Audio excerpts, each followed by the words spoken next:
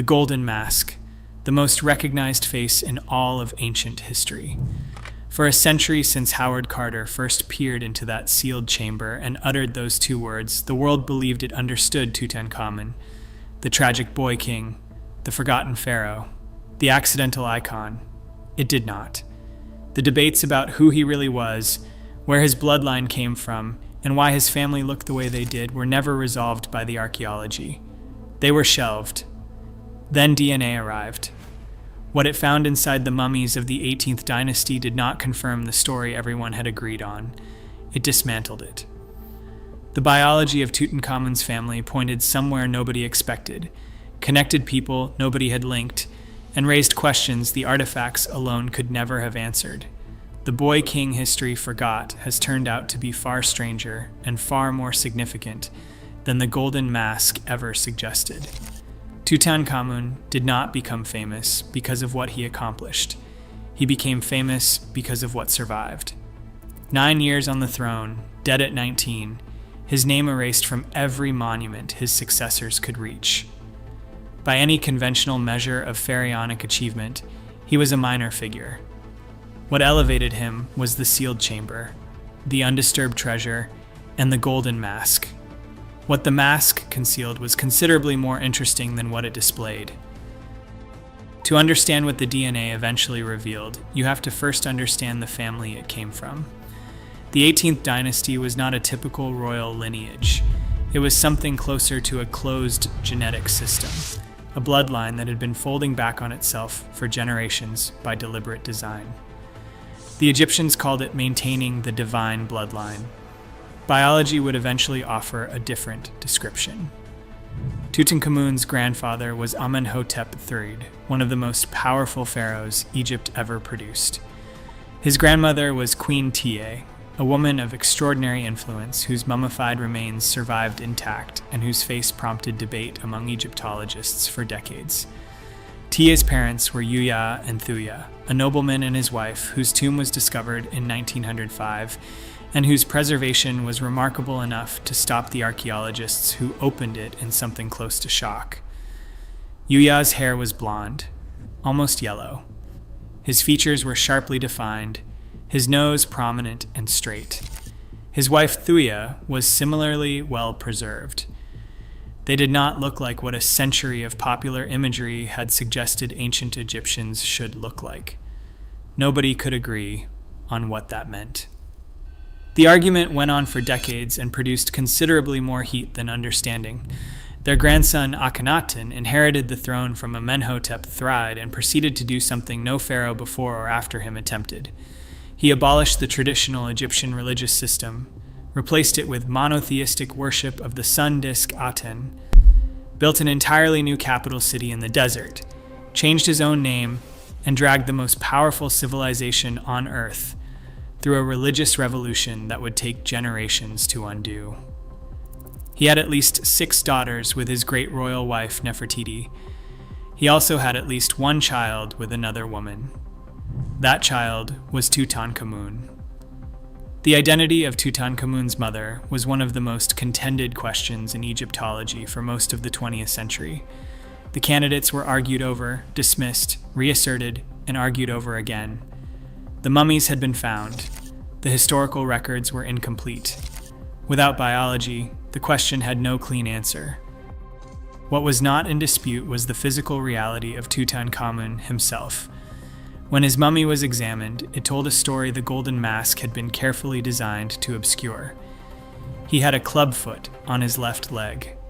More than 130 walking canes were found among the objects in his tomb, a number so large it had always been treated as ceremonial until the medical evidence made that explanation difficult to sustain.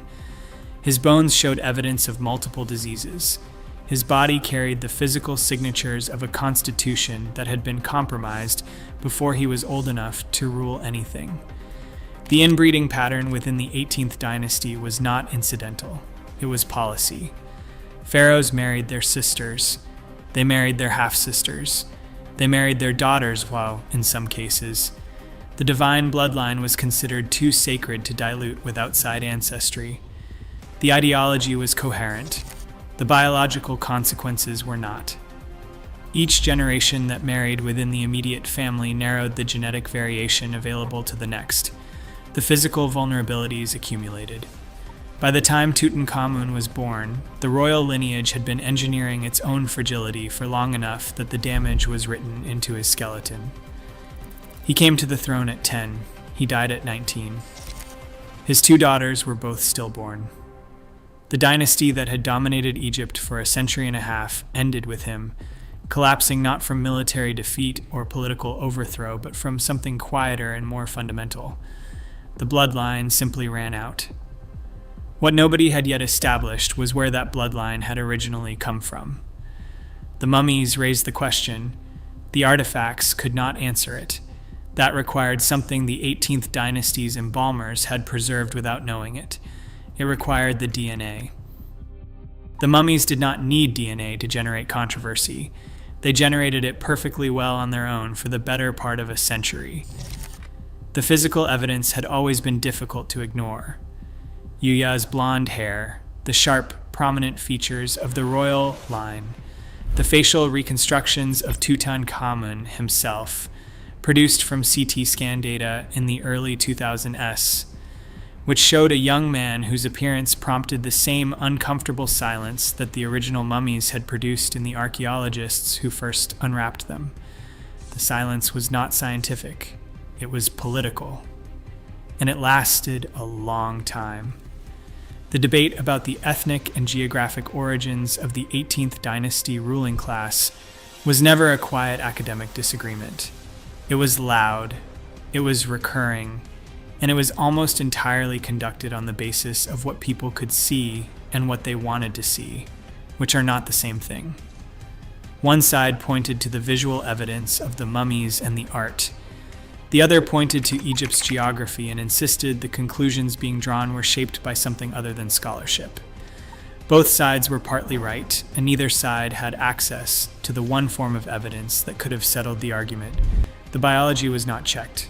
For decades, it simply was not checked. That changed in stages.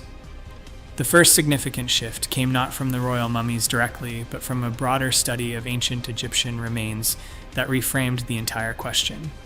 The 2017 study, published in Nature Communications, conducted by researchers at the Max Planck Institute, extracted and analyzed DNA from 90 mummies at a site south of Cairo spanning 1,400 years of Egyptian history. The results were immediate and striking. The ancient Egyptians in the study shared almost no DNA with modern sub-Saharan African populations. The genetic distance was substantial and consistent across the entire dataset. Their closest relatives were ancient farmers from the Levant, the region that includes present-day Israel and Jordan, along with ancient Anatolian populations and Neolithic Europeans. Modern Egyptians, by contrast, carry approximately 8% more sub-Saharan African ancestry than the ancient mummies did. Something changed in the genetic composition of Egypt's population during the medieval period. The ancient population and the modern population are not the same population. This finding did not emerge in isolation. In the same year, a separate study mapped the genomes of individuals recovered from a burial complex in northern Israel dating to the Chalcolithic period, the Copper Age that sits between the Stone Age and the Bronze Age. That population carried a specific genetic combination of Levantine, Anatolian, and Iranian ancestry that had not been present in earlier populations from the same region. It also carried something unexpected. Genetic markers for light pigmentation, fair skin, blue eyes, turning up in skeletal remains from a region not typically associated with those traits in the popular imagination. That population dispersed. Its genetic signature moved. It contributed to the ancestry of populations across a wide region during a period of substantial human movement through the ancient Near East. The connection to ancient Egypt, when the mummy data was mapped against what was known about Chalcolithic population movement, was not incidental. It was structural. Applied to the 18th dynasty, the implications were significant.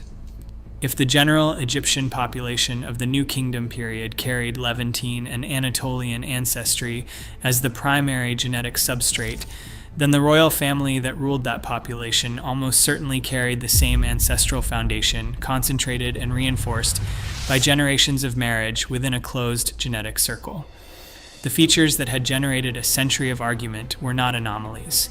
They were the visible expression of an ancestry that the broader DNA data had now placed in the ancient Near East. The mummies had been suggesting this for 100 years. The archaeology had circled it without landing. The broader ancient DNA data established the framework. What remained was to apply the genetics directly to the royal family itself, to extract DNA from the mummies of Akhenaten, Tutankhamun, and the women buried alongside them, and to read what the biology actually recorded.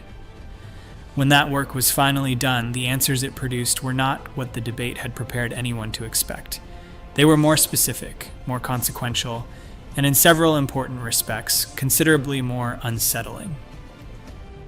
The study that changed everything was published in the Journal of the American Medical Association in February 2010. The lead researcher was Zahi Hawass, then Secretary General of Egypt's Supreme Council of Antiquities. The team spent 2 years extracting and analyzing DNA from 11 royal mummies from the New Kingdom period, cross-referencing the genetic data against CT scan results, radiological analysis, and the historical record. It was the most comprehensive scientific examination of the 18th dynasty royal family ever conducted. The results rewrote what archaeology had spent a century arguing about. The first and most significant finding was the confirmation of Tutankhamun's parentage. The mummy known as KV-55, recovered from a small tomb in the Valley of the Kings in 1907 and argued over ever since, was confirmed as Akhenaten. The genetic data established a direct father-son relationship between KV-55 and Tutankhamun. The argument about whether KV-55 was Akhenaten or Smenkhar or some other male relative of the royal line was settled. It was Akhenaten. Tutankhamun's father had been found, identified, and confirmed by biology rather than inscription. The identity of Tutankhamun's mother was confirmed with equal clarity. She was the mummy known as the Younger Lady, recovered from a cache in tomb KV-35. She was not Nefertiti. She was a daughter of Amenhotep III and Queen Tiye, which made her Akhenaten's full sister. Tutankhamun's parents were brother and sister, not half-siblings, not distant cousins connected by the loose definitions of royal kinship that Egyptologists had sometimes applied to soften the picture. Full siblings. The inbreeding coefficient that calculation produced was among the highest ever documented in a historical royal lineage. The consequences of that finding extended through every other result in the study. The CT scans revealed that Tutankhamun had been carrying multiple overlapping conditions simultaneously. Bone necrosis in his left foot, consistent with Kohler disease, a condition that interrupts blood supply to the bones and causes progressive deterioration. A clubfoot, a cleft palate, a curved spine. Malaria, confirmed by the presence of Plasmodium falciparum DNA in his remains, the most dangerous strain, detected not once but in multiple overlapping infections, suggesting his immune system had been fighting losing battles for years before his death. Any one of these conditions would have been debilitating. Together, they described a young man whose body had been compromised from birth by the genetic consequences of what his dynasty had been doing to itself for generations. The cause of death had been debated since Carter's team first unwrapped the mummy in 1925. The murder theory had generated considerable attention, built primarily around a fragment of bone found loose inside Tutankhamun's skull during examination in 1968. The theory held that he had been struck from behind, assassinated by Ai or Horemheb, or some combination of court conspirators who needed him gone. The DNA study did not support it. The bone fragment was most likely displaced during the embalming process or by Carter's own team during unwrapping. The fracture evidence, examined with modern imaging technology, pointed to a break that had occurred around or after the time of death, not before it. The 2010 analysis concluded that the most probable cause of death was a combination of the leg fracture, possibly sustained in a fall, severe malaria infection, and a constitution so weakened by accumulated disease that the body had no resources left to recover.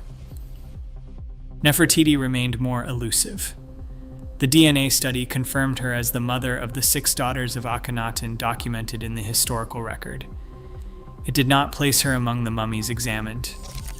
Whether she was buried under a different identity, whether her tomb remains undiscovered, whether she was the mummy known as the elder lady, recovered from the same cache as the younger lady, remained open questions the 2010 data could not close.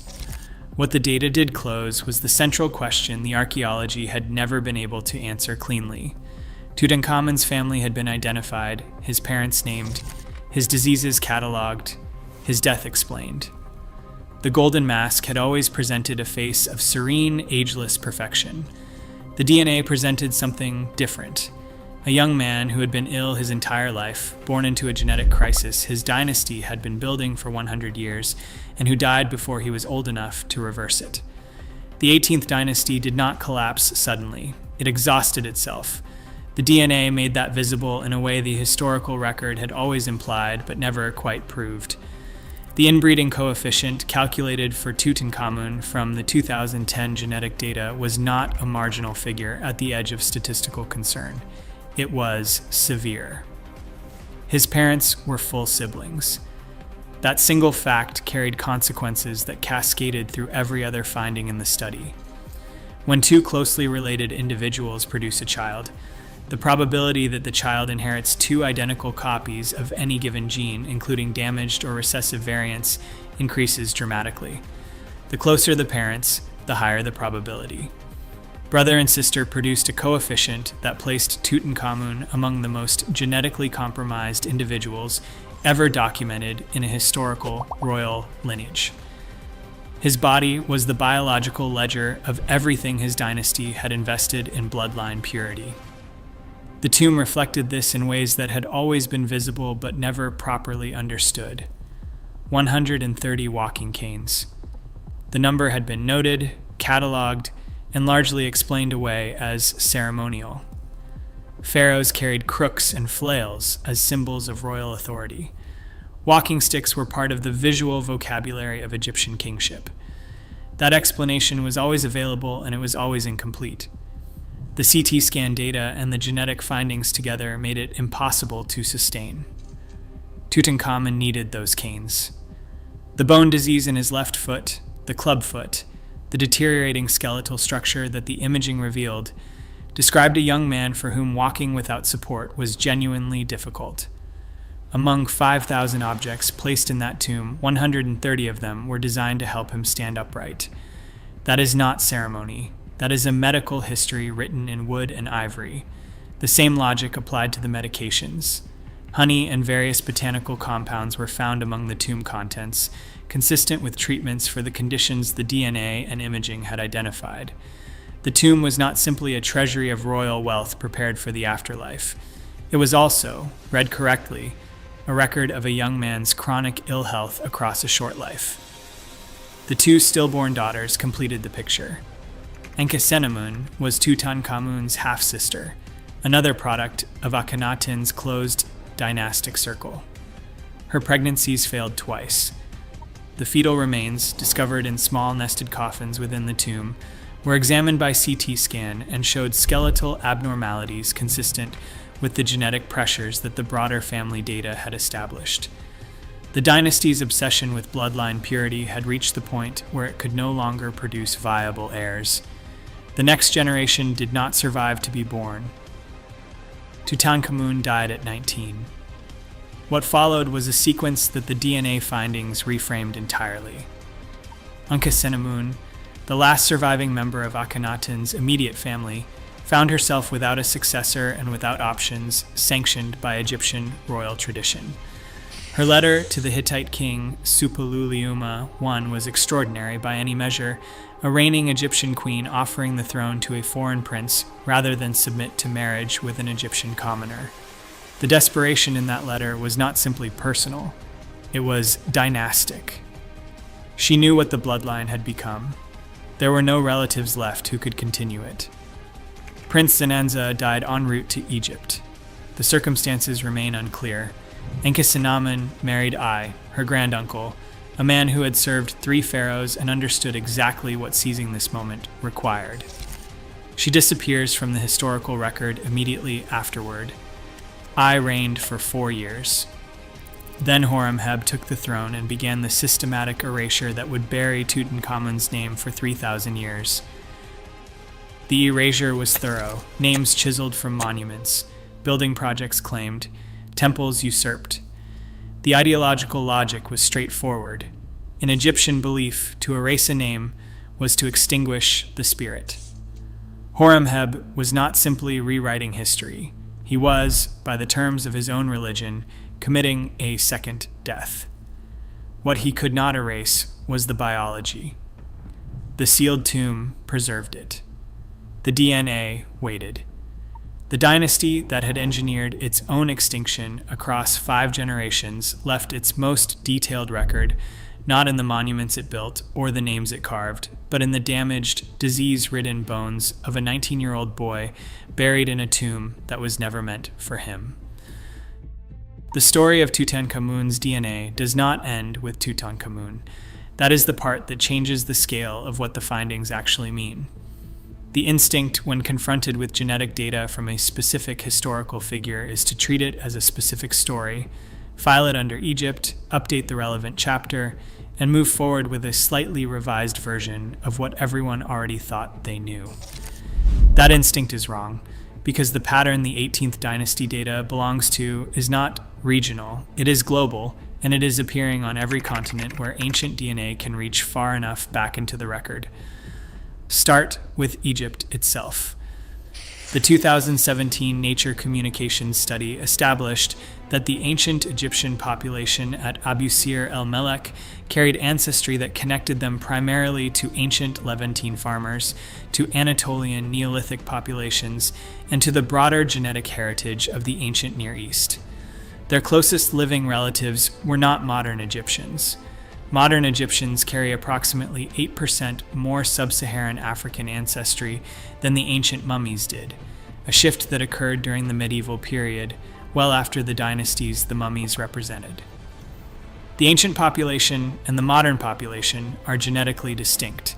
That finding applies to the general Egyptian population.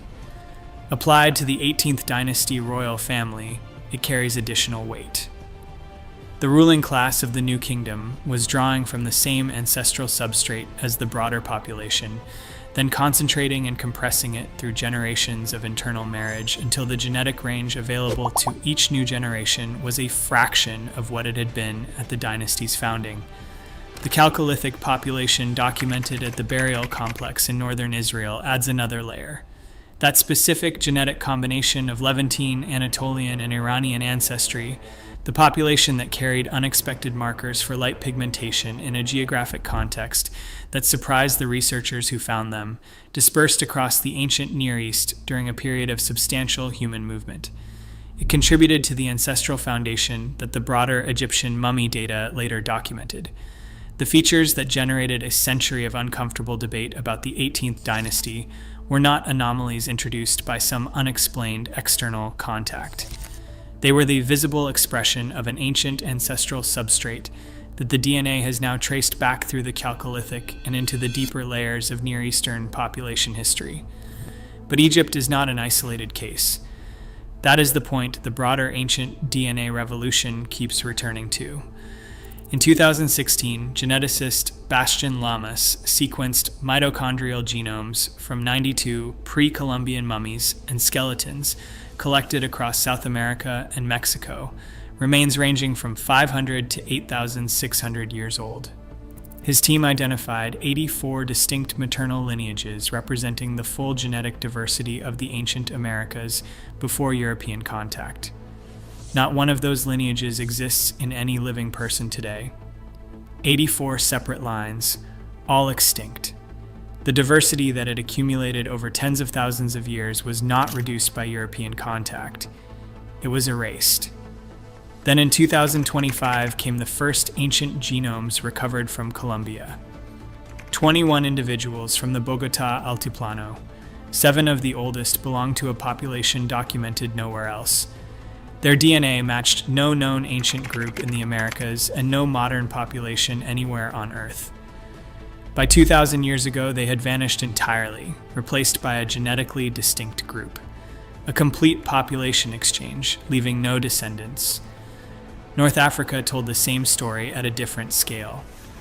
2 women recovered from a rock shelter in southwestern Libya, dead for 7,000 years, preserved by geological accident.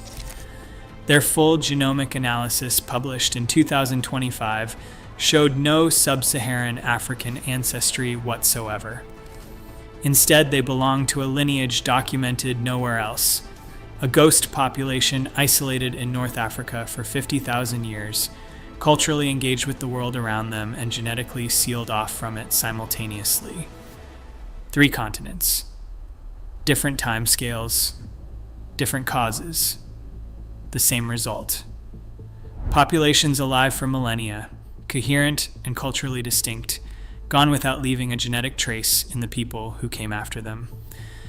The 18th dynasty belongs to this pattern, a genetically coherent population isolated by ideology rather than geography that compressed itself into extinction across 5 generations. The royal family that built Karnak and Luxor and the temple at Amarna left no direct biological descendants. The bloodline the dynasty spent a century protecting did not survive the century. The DNA confirmed it. The ancient world was full of populations that vanished. Tutankhamun's family was simply one of the few whose disappearance left enough evidence behind to read. Horemheb understood something that most military commanders who seize power do not bother to think about. Killing a person is insufficient. To truly eliminate a rival, you have to kill the name. In Egyptian theology, this was not metaphor. The name was a component of the soul. Destroy it, and the person ceased to exist, not merely in the present, but across all of time, forward and backward simultaneously. Horemheb approached the erasure of Tutankhamun with the thoroughness that belief required. The campaign was systematic. Tutankhamun's name was chiseled from temple walls and replaced with Horemheb's own. The building projects Tutankhamun had commissioned, the Colonnade Hall at Luxor, the Sphinx Avenue at Karnak, were claimed as Horemheb's construction. The restoration stelae that Tutankhamun had erected across the country, the proclamations that had announced the return of the old gods after Akhenaten's religious revolution, were reinscribed with a different pharaoh's cartouche. The work was not completed overnight. It was carried out methodically across a reign of 14 years, the patient administrative dismantling of a person's existence from the historical record. It nearly worked. For 3,000 years, it worked almost completely. Alexander the Great conquered Egypt in 332 BC without encountering Tutankhamun's name in any inscription he could read. Julius Caesar arrived 2 centuries later and stood in the same temples from which the name had been erased. Napoleon's expedition of 1798, which brought the first serious European scientific engagement with ancient Egypt, produced detailed documentation of monuments across the country with no meaningful reference to the forgotten pharaoh. The scholars who accompanied Napoleon found Ramesses. They found Thutmose. They found the great pharaohs whose names Horemheb had left intact because they posed no threat to his legitimacy. Tutankhamun was not among them. What saved him was geology. A rainstorm over the Valley of the Kings, sometime within a year of his burial, deposited a meter of rubble across the entrance to his tomb. Workmen building huts for the crews excavating the tomb of Ramesses VI, 2 centuries after Tutankhamun's death, laid their foundations directly above the hidden entrance without knowing it was there. The concealment was accidental, total, and permanent until the morning of November 4th, 1922, when Carter's team uncovered a single step cut into the bedrock. The sealed chamber preserved what Horemheb's campaign could not reach: the objects, the mummies, the biological material that would take another century to read. The erasure had been directed at the name. The body was beyond its reach. The science that recovered the biology is not finished. That needs to be stated clearly before any conclusions are drawn from what it has found. The 2010 JAMA study was rigorous, and its core findings have held. But 11 mummies from one dynasty in one period of Egyptian history is a beginning, not a conclusion. The Old Kingdom, the civilization that built the pyramids at Giza, remains almost entirely unsampled. The pre-dynastic period is genetically dark. Whether the population that constructed the Great Pyramid carried the same ancestral signature as the New Kingdom mummies is currently unknown. The databases against which ancient sequences are compared carry their own gaps. Populations that no longer exist as distinct communities may have carried genetic signatures that would alter the picture if they could be included. Absence of a match in a database is not absence of a match in the world. What is not in dispute is what the data has established. Tutankhamun's parentage is confirmed. The genetic cost of the dynasty's inbreeding policy is documented. The ancestral connections that the mummies hinted at for a century have been placed within a broader framework that the ancient DNA revolution has been building across multiple continents. The boy king was real in a way the golden mask never allowed him to be. Horemheb erased the name from the stone. The tomb preserved the biology. 3,000 years later, the biology turned out to be the more durable record. The erasure failed not because anyone resisted it, but because the sealed chamber held something that chisels cannot reach. The story Horemheb tried to end is the one that turned out not to have a final chapter. The golden mask was always the wrong place to look. The face beneath it, fragile, diseased, genetically isolated, dead at 19, was the product of a dynasty that had been engineering its own extinction for generations before he was born. The DNA did not diminish Tutankhamun. It made him real in a way 3,000 artifacts and a century of Egyptology never quite managed. He was not a symbol. He was the last viable heir of a bloodline that had been narrowing for 100 years, born into a religious revolution he did not choose, handed a throne he could barely stand at, and buried in a tomb that was never meant for him. Horemheb tried to erase him from history. The biology refused. The boy king the ancient world forgot has turned out to carry answers the modern world is only now beginning to know how to ask for.